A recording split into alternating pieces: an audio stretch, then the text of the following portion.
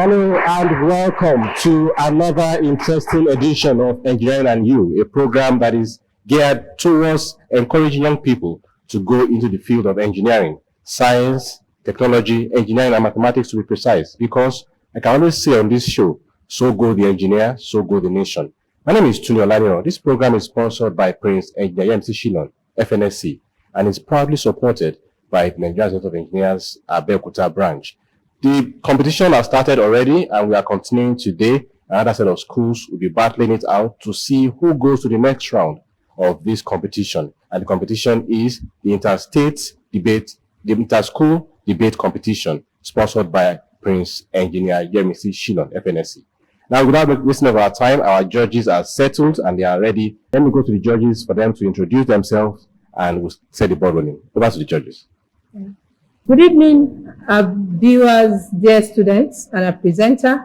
It's my pleasure to be with you again on another edition of the Engineering and You debate, to listen to these great minds as they speak up their minds concerning the topic before us this evening. My name is Engineer Temitope Abuyeji, a fellow of the Nigerian Society of Engineers. You're welcome. So good evening once again, and we are so happy and delighted to be here this evening to listen to these young intellects. My name is Engineer Lushino Bamdele Agbaji, a member of the Nigerian Society of Engineers.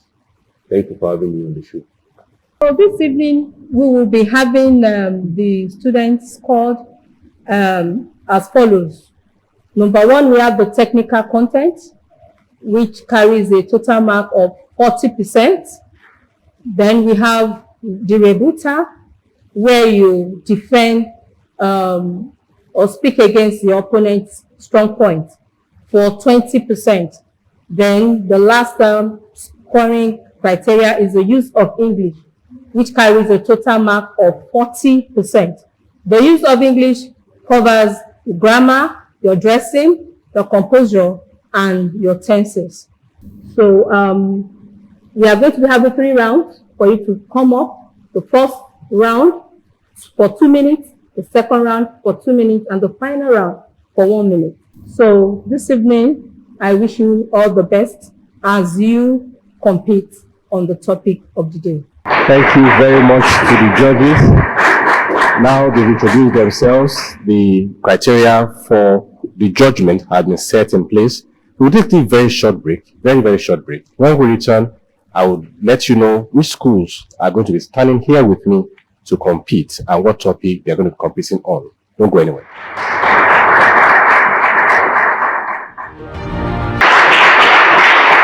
I'm glad to know that you are still there. And earlier on, I told you that the 2 schools are going to be joining me on set. They are here already. And before then, I'd like to introduce to you our timekeeper, Ineoluwa Olaifa. Ineoluwa, thank you for joining us. So the 2 schools are here, Emmanuel College, Obantoko, Abeokuta, and Egba Comprehensive High School, Ashero, both from Abeokuta, and they'll be discussing for or against. The topic is data science useful for solving Nigeria's economic challenges. I don't have any opinion on this matter. I would like to leave the stage, and the next you see is the 2 schools competing. Don't go anywhere. We'll be back.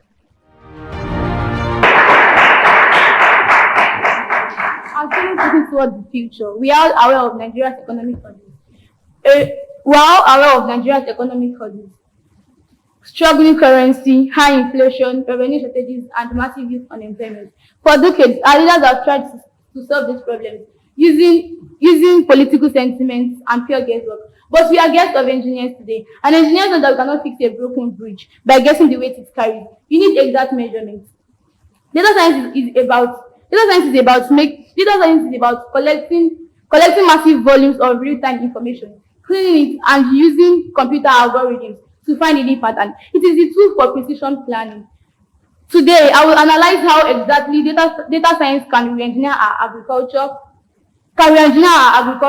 optimize our public finance, and unlock our digital economy. Good morning, respected judges.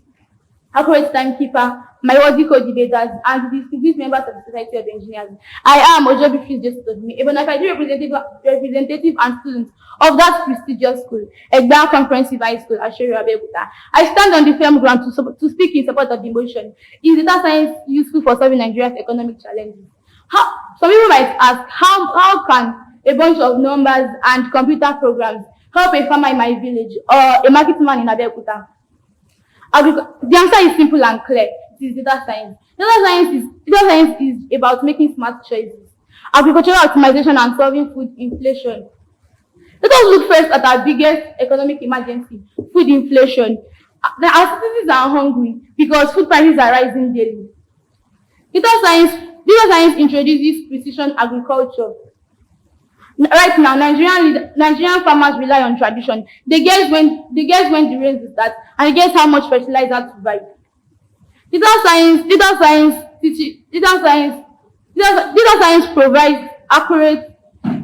provides accurate information about agriculture.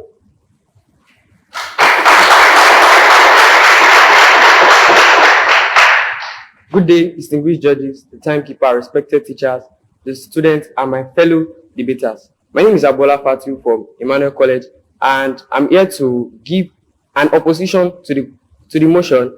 Is data science useful in solving Nigeria's economic problem? My answer is a strict negation. Before I proceed, data science is an interdisciplinary field that uses scientific method, algorithms, processes, and systems to extract predictions and patterns from structured and unstructured data. To be clear, data science is really an efficient tool in other sectors. However, when your house is on fire, do you ask for a weather forecast? No, you ask for water.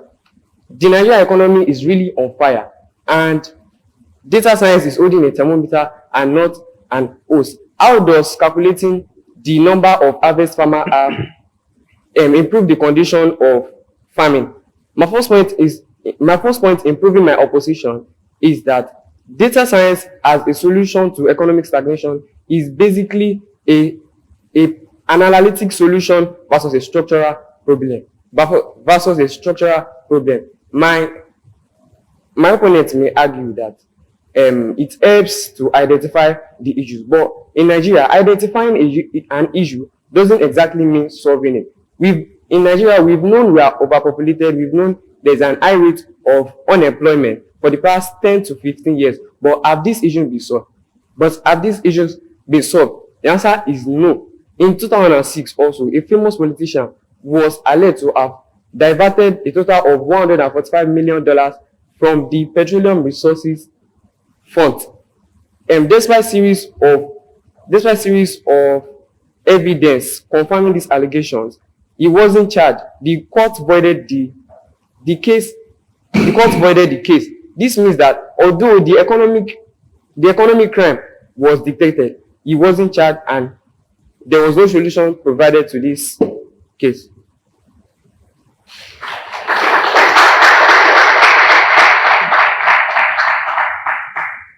Good day, Mr. Chairman, distinguished judges, precise timekeeper, my worthy co-debater, and esteemed member of Society of Engineers. A personality standing before you is Shana Okpeyemi Ibukoluwa from the great school, Egba Comprehensive High School, Asheru Abeokuta. I'm here to corroborate the views of my speaker. Is data science useful for Nigeria's economic challenges? As an engineer, we know fundamental truths about any system: garbage in, garbage out. If you feed a faulty parameter into a structural design, the bridge collapses. If you use a corrupted fuel in a turbine, the engine fails. For decades, Nigerian economy has been treated like a poorly maintained machine, run on guesswork, political intuition, and erratic feedback loops. Our economic challenges, from hyperinflation to infrastructure deficits, are not mysterious cause. They are system failure caused by lack of real-time data input. Data science is the engineering of information. It is the process of building the data pipeline, applying statistical algorithm, and using machine learning to convert raw, chaotic data into predictable and actionable use. Today, I will analyze how we can use data science to optimize Nigeria economic infrastructure.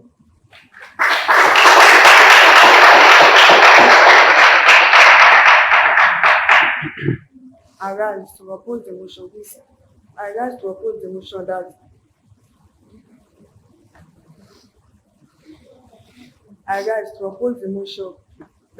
data science is useful for solving Nigeria economic challenge. Before I proceed, standing before you is Faith Olarewaju, a bona fide student of Emmanuel College. Firstly, Nigeria's biggest challenges are corruption, insecurity, poor leadership, and unstable government policies. Even the best data can solve these challenges, except the leaders act responsibly or honestly. In addition, data science depends on reliable data. Unfortunately, Nigeria often lacks accurate data and up-to-date record of employment, agriculture, and business activity. Poor data leads to poor decision. Furthermore, many parts of Nigeria are still struggling with the problems like unstable electricity, inadequate infrastructure activities. The benefits of data science cannot reach out to everyone without all these basic necessities. Most importantly, solving Nigeria economic challenges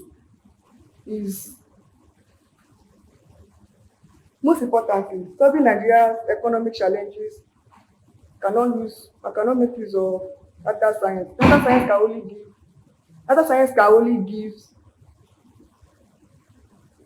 only give information. So in conclusion, data science can only may help in decision making, but the real solution lies on accountability, effective.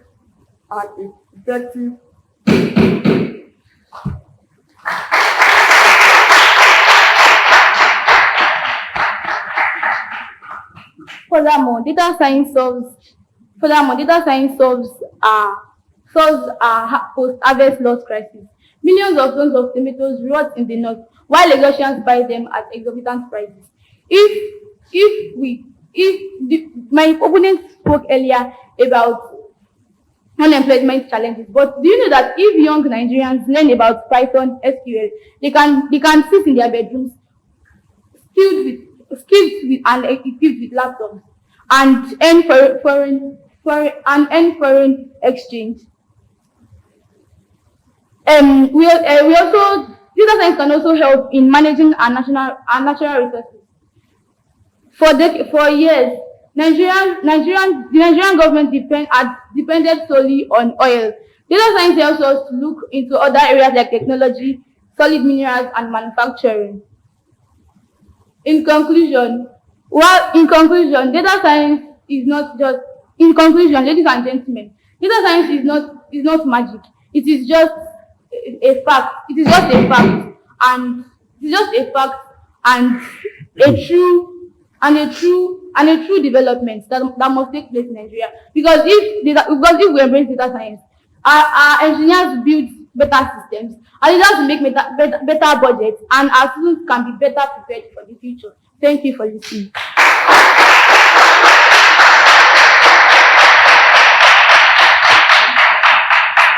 My opponent said earlier that Nigerians can learn Python and SQL and sit down and enjoy foreign exchange? Well, it isn't as easy as she has said it, because learning Python and SQL doesn't just guarantee direct earning from foreign exchange. Well, moving on. The management of Money Point came out a few months ago to admit that they employ mostly foreigners to perform their tasks for them.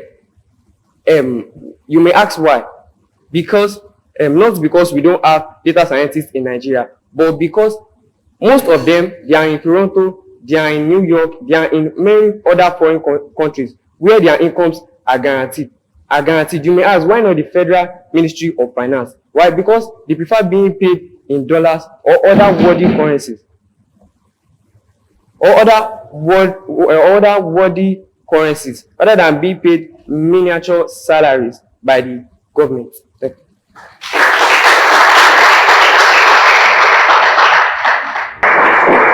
All right, that is the back and forth between the two schools. And I told you earlier that on this subject matter, I do not have a side to take. Those that are saddled with that responsibility are the judges, and over to them for them to declare the verdicts for today's debate competition. All right, once again, let's put our hands together for today's debate. So, is data science useful for solving Nigeria's economic challenges? So we've heard the points for and against today's topic. And I want to say that today's topic is strong, and it's a very strong and relevant one. And of course, data science has its own advantages and of course importance. And students have mentioned some of them. I think let me add to what they mentioned. It helps to track irregular financial activities in the economy. Then it's been mentioned that it optimizes agriculture. Then, of course, it also creates jobs in digital economy. But while data science is powerful, its effectiveness in solving Nigerian economic challenges is limited due to few reasons like poor data availability and quality. Then we have infrastructural deficit, as they have mentioned during the debate. So let me just give a balanced view to the topic of today. Although data science can significantly support economic transformation, it cannot stand alone. And its usefulness in solving Nigeria's economic challenges depends heavily on some points. And let me just mention a few of them. Number one, we have to work on having more reliable data. Number two, we have to invest more in our digital infrastructure. And number three, we have to develop our human capacity more. And lastly, we also need strong political will and governance to actually maximize the importance of data science. Thank you.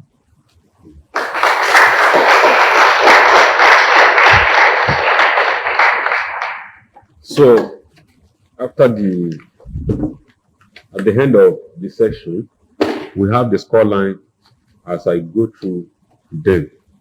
So for the technical content, we have Egba Comprehensive High School scoring a total marks of 17.5.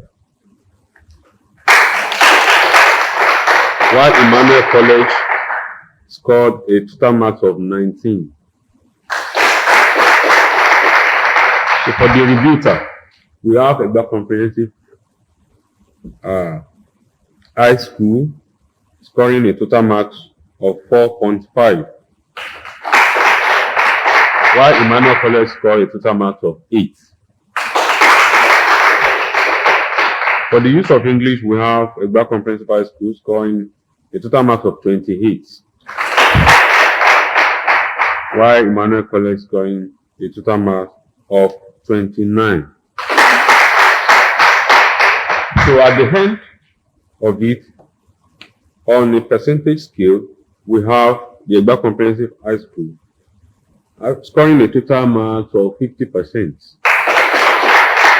and Emmanuel College scoring a total mark of 56%. Thank you.